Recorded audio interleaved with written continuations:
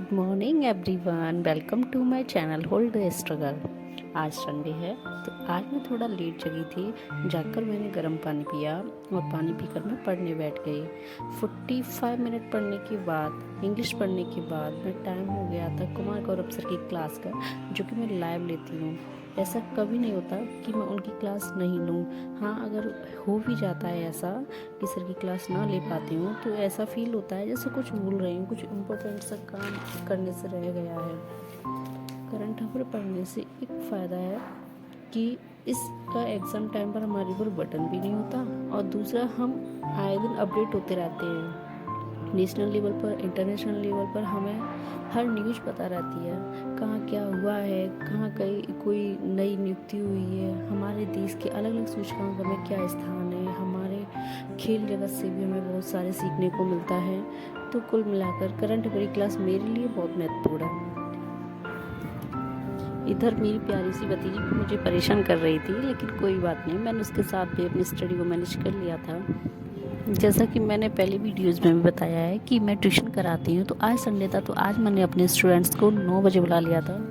9 बजे बुलाकर मुझे एक फ़ायदा रहता है कि मुझे ये संडे का प्रॉपर पूरा दिन पढ़ने के लिए मिल जाता है, और इस संडे में मैं अपने सब्जेक्ट्स का रिवीजन करती हूँ। किसी वजह से जो क्लासेस नहीं ले पाई होती हैं उन क्लासेस को भी करती हूँ।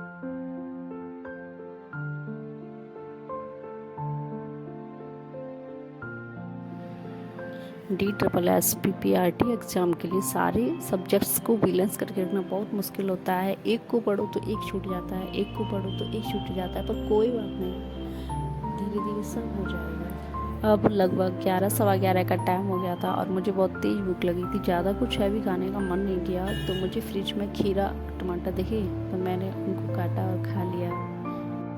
इसके बाद मुझे छत पर जाके कपड़े फैलाने थे, तो मैं कपड़े फैलाने छत पर चली गई थी। धूप बहुत तेज़ थी और पतझड़ चल रहा है, तो पेड़ों से हरियाली ख़त्म हो गई है। कुछ दिन बाद फिर नए पत्ते आएंगे, लेकिन मैं उन पक्षियों की सोचती हूँ जो पेड़ पर घोंसले में बच्चों को इतनी कड़कती धूप में कैसे सेफ रखते होंगे। हमें भी पक्षियों के लिए दाना पानी छत पर रखनी चाहिए, इनका भी जीवन है। छत से आने के बाद 12:30 का टाइम हो गया था और अब मैं स्टडी के लिए शाम तक बिल्कुल फ्री थी। मेरे पास अब शाम 6:30 बजे तक सिर्फ पढ़ने का ही टाइम था। संडे को मैं ऐसे ही इंजॉय करती हूँ। संडे का शेड्यूल मैं सैटरडे की चाय को पीते पीते फिक्स कर लेती हूँ, क्योंकि DSSS एग्ज़ाम के लिए आप भी जानते हैं और मैं भी जानती हूँ कि सिलेबस बहुत ब्रॉड है, तो हमें ऐसे ही इतने ही घंटे लगातार पढ़कर ही अपने सिलेबस को कवर करना पड़ेगा। आज जियोग्राफी में मैं रिवर सिस्टम को, eastern coastal plains and groups of island को कंप्लीट करूँगी। जियोग्राफी के कुछ topic, river system, Indian coastal planes, ये सब मुझे बहुत पसंद है।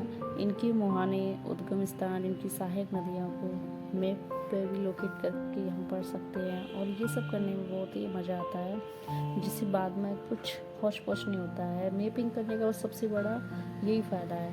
DSSS भी हो या कोई भी एग्ज़ाम हो, सब मेहनत मांगते हैं। जिसका जितना कठिन संघर्ष होगा उसकी जीत उतनी ही शानदार होगी। इसी के साथ मैं ब्लॉग को एंड करती हूँ।